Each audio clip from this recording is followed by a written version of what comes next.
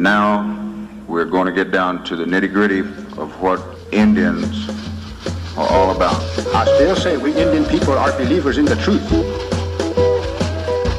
This is the way of life that was given to your people. You're born an Indian, you're going to die an Indian. Indianness is a good life. You're facing an Indian this afternoon. Good Saturday afternoon out there, everyone. Welcome to your number one source for Native American television news. It's Muskogee Vision. I'm your host, Jason Salzman, here in the Muskogee Media Studios in the Creek Nation capital city of Okmulgee, getting ready for this great episode we've got for you today. Want to thank all of our viewers out there here on the Tulsa CW 1219 each and every Saturday coming through the television screens and so many people out there. We got our numbers recently, and I just want to thank all of you. So many people watching this program. We're very proud of the fact that not only are we out there getting you the information, but there's so many people watching us, sharing us with their family, their friends, and makes our job a little bit easier each week to come on here and bring you this program. We work really hard, and it's nice to be able to know that there's a lot of you out there watching and a lot of people out there on our YouTube channel. Again, we want to encourage you, as always, go and subscribe. If you're not in our viewing area, that is a wonderful resource for you, as well as the fact that there's a lot of archive material on there. There's a lot of old shows, things like that. And so it's a great resource, whether you're watching us online, on your tablets, or right here on your television screens. Well, we're going to get down to the business that we always do, and that's bringing this show to you right here on Muskogee Vision. We've got a great one lined up today.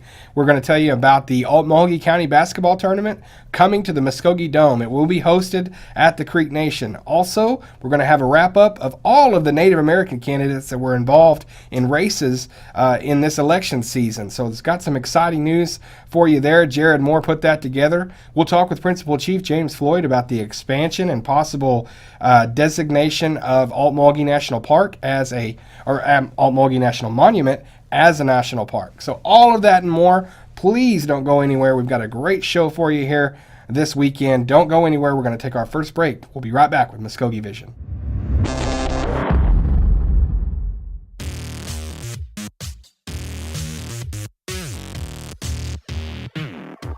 As part of our grand reopening, we're partnering with Muskogee Media.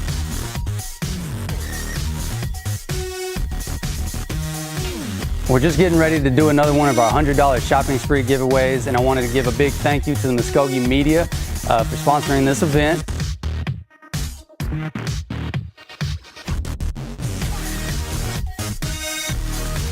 Like Randy's Foods and Muskogee Media on Facebook and share this video for the drawing.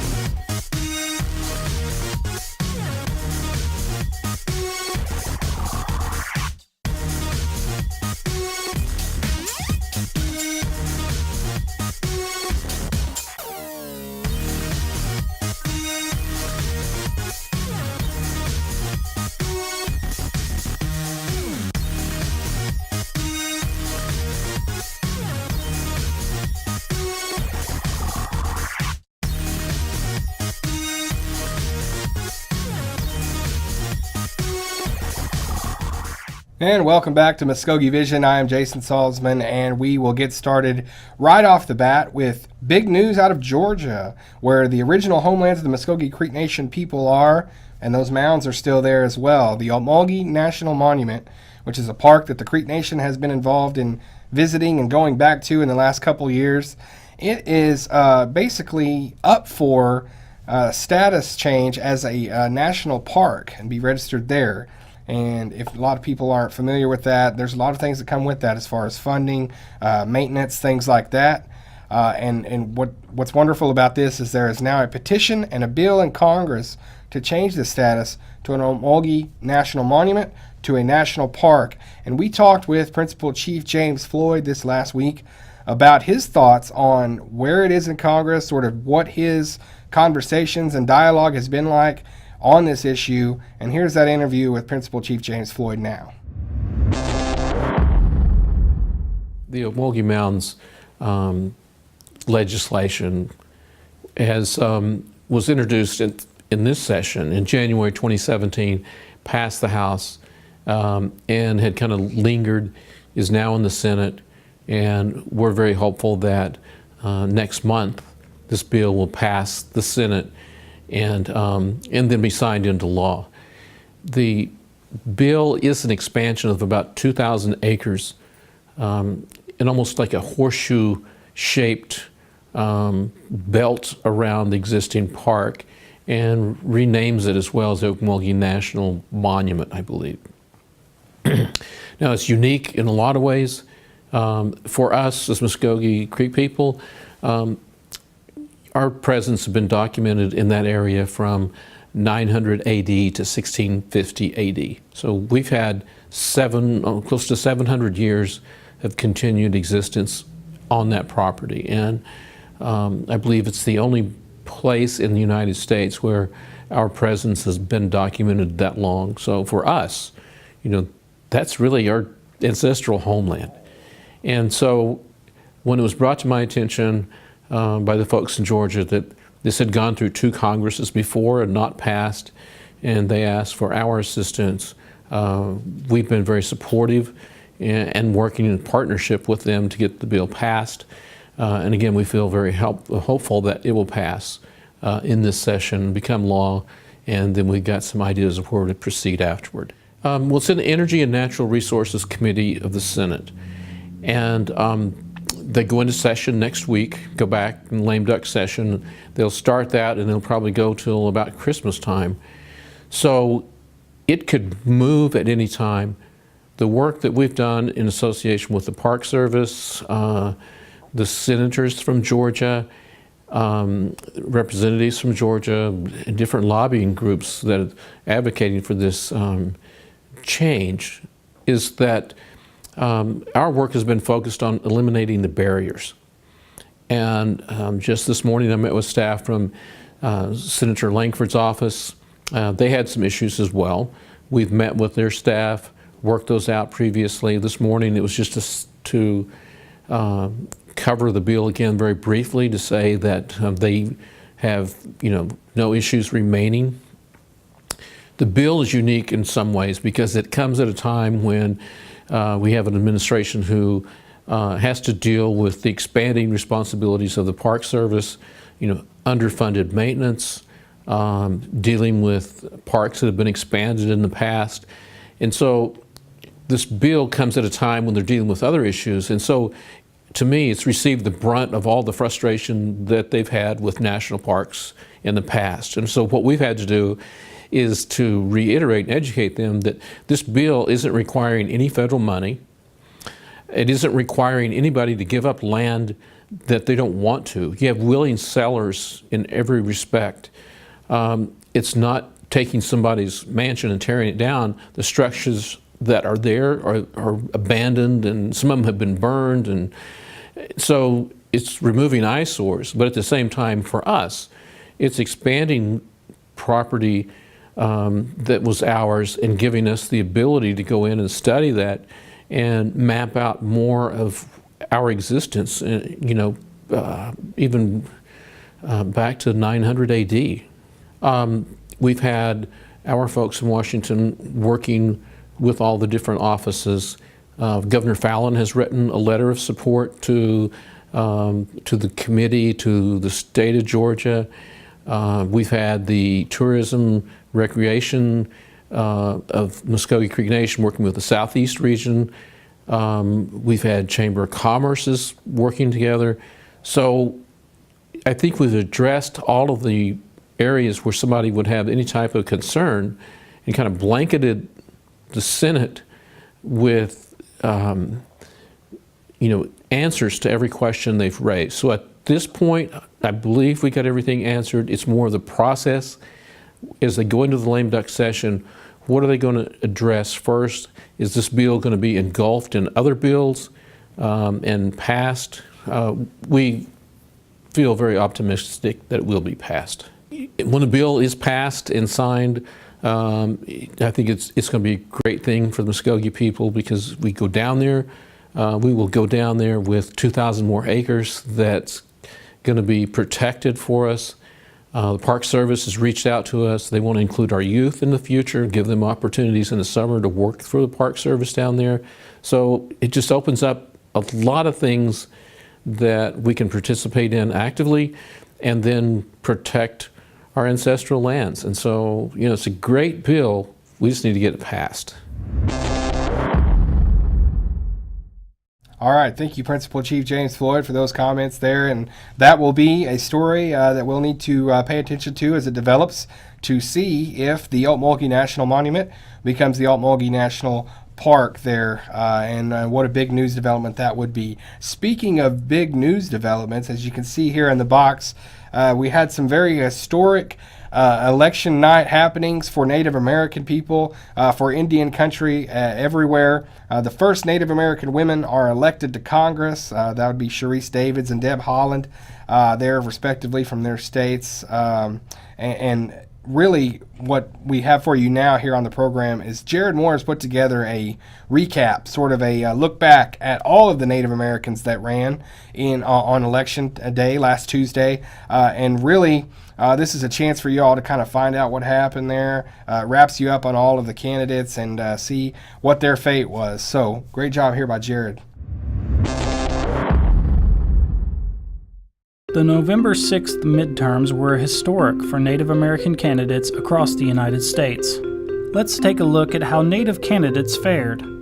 Close to home in Oklahoma, the Cherokee Nation had several citizens running in various races across the state. The 2nd Congressional District results show Mark Wayne Mullen, a Republican Cherokee, defeating Democrat and fellow Cherokee Jason Nichols. Cherokee Republican Kevin Stitt has won the Oklahoma governor's race over Drew Edmondson. Well-known Cherokee incumbent Tom Cole has defeated Mary Brannon in the Oklahoma 4th Congressional District. Absentee Shawnee Ashley Nicole McRae has lost her bid for Oklahoma Corporation Commissioner to Republican Bob Anthony.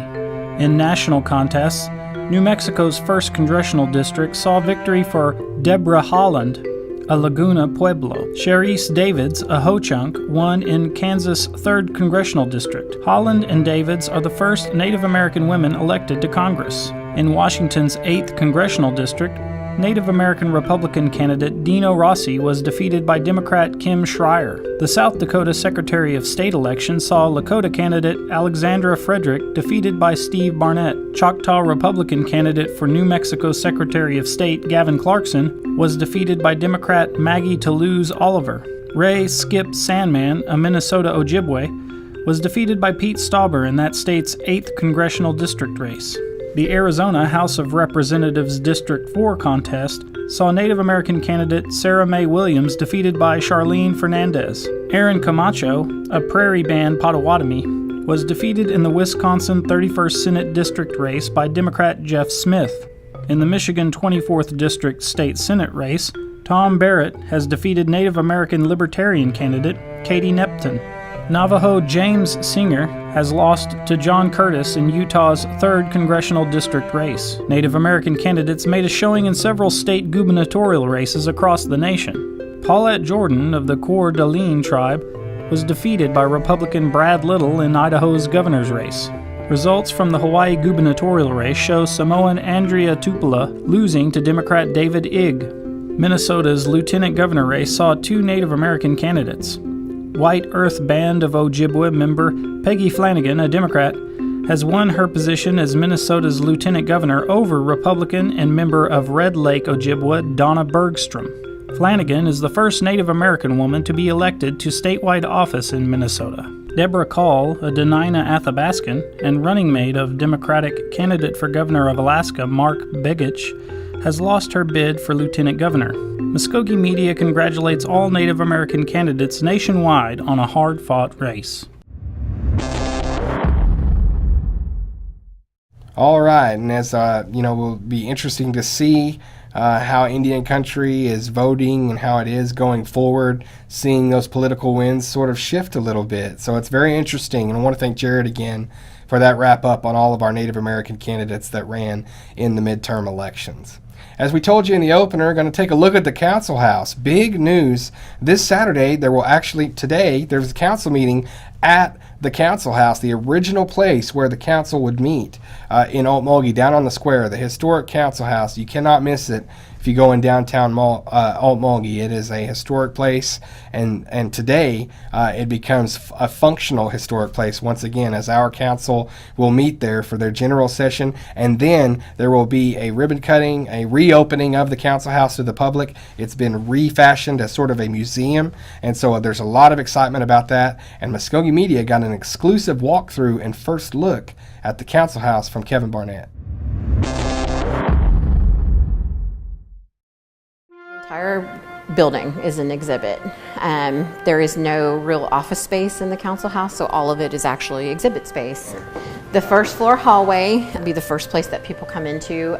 We'll have a series of timeline panels just to get people, especially non-Muskogee people, a quick introduction to the Muskogee Creek Nation and situate the council house in history of the Muskogee people. So that's going to be here. This is the Foreign Relations Committee room. So the Foreign Relations Committee was a place where people who acted as delegates on behalf of the chief or the Muskogee people would go to Washington, D.C. and negotiate the terms of certain agreements and that sort of thing. So we'll have some information and photos of past delegates, those sorts of things in here. We'll be talking about the state of Sequoia, because that was also a delegation. And the Muskogee Creeks played a very large role, leadership role in that. So we'll be talking specifically about that here as well.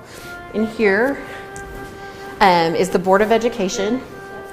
So the Board of Education acted as an office sometimes, but it also actually served as a schoolhouse.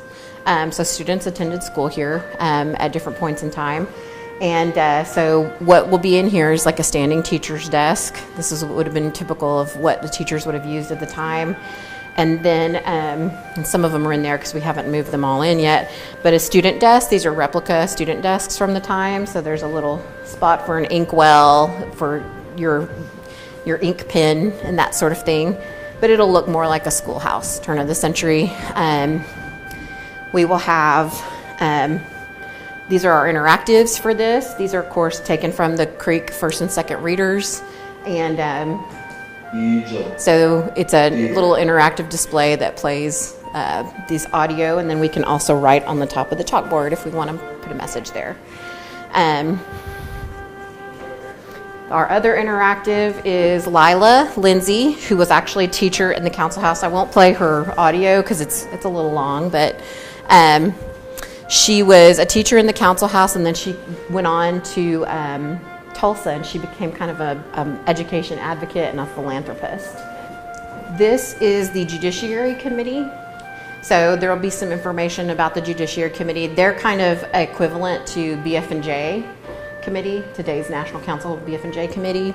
The other things that we're going to talk about in here are the railroads and coal, oil, and timber, because that's kind of one of the things that led to non-native squatting in Muskogee Creek territory when they discovered the rich coal, oil, and timber resources.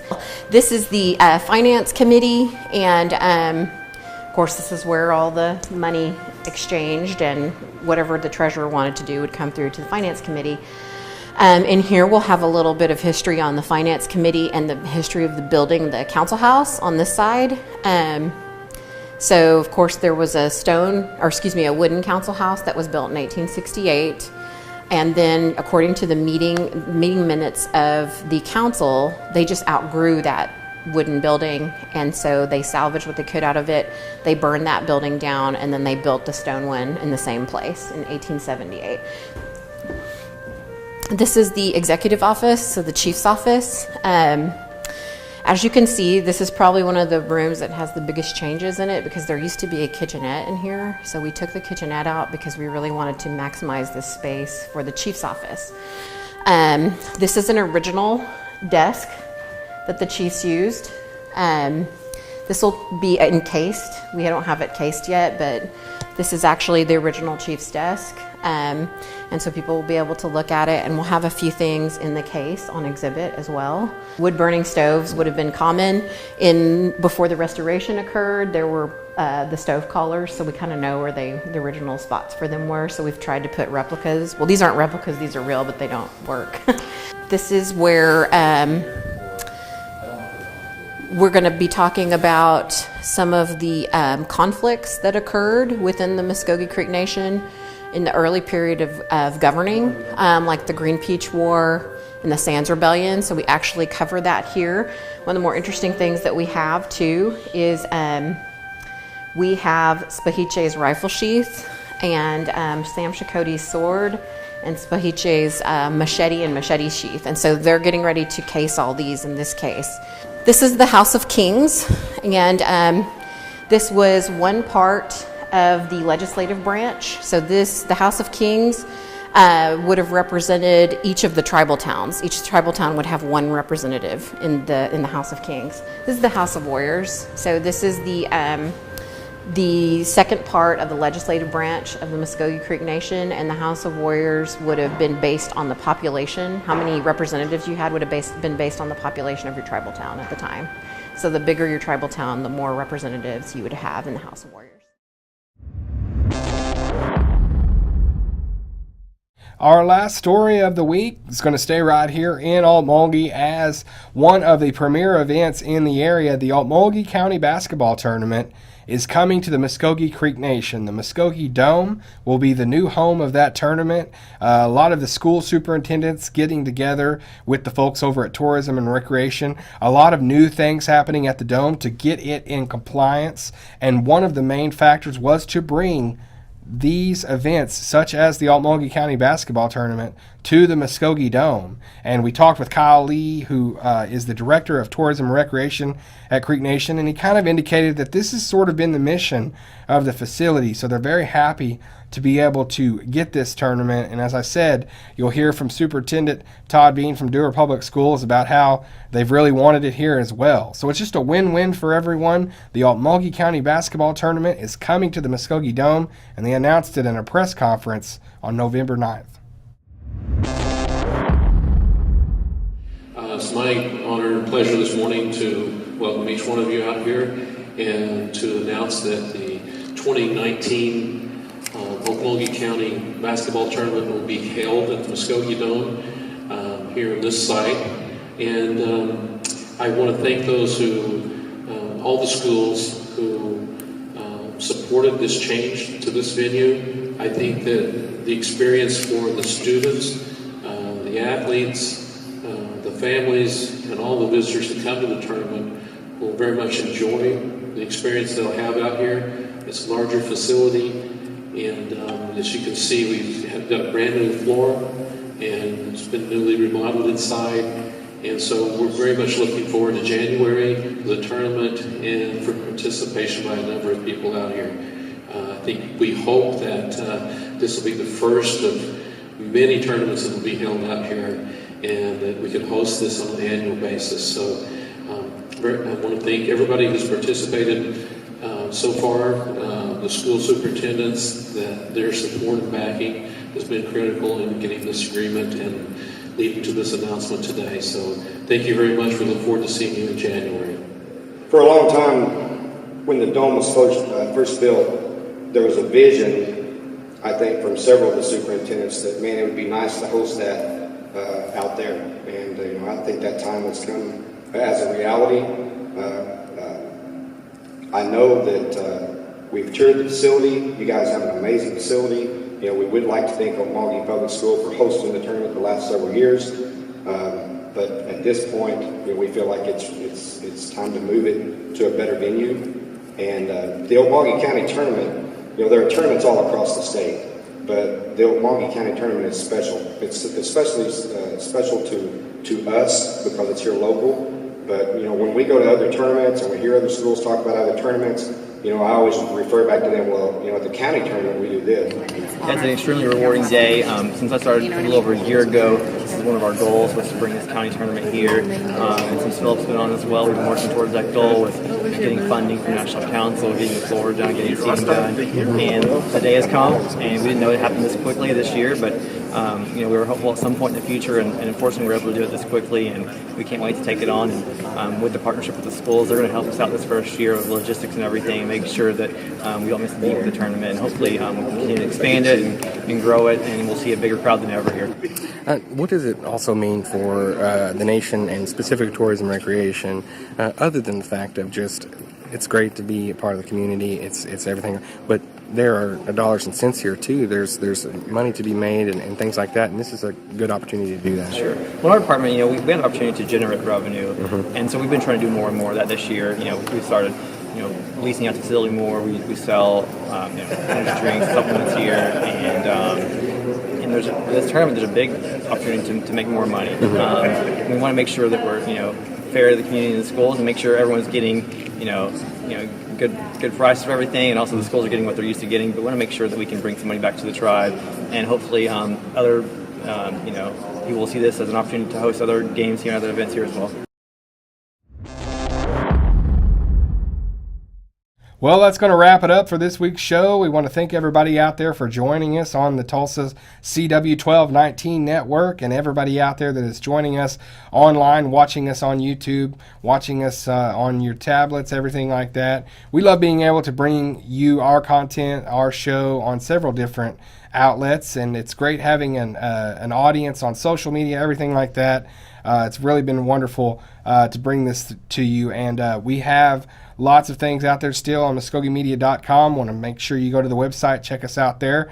Also, we got our, like I said, social media sites, Facebook, Twitter, everything. We're always doing, giveaways, promotionals, things like that. And we've got a lot of neat stuff happening at MuskogeeMedia.com. You can go on there and shop now for T-shirts, all kinds of stuff. So really exciting, and we want to encourage everybody out there. As we said, we're a word-of-mouth program. Tell your friends, tell your family.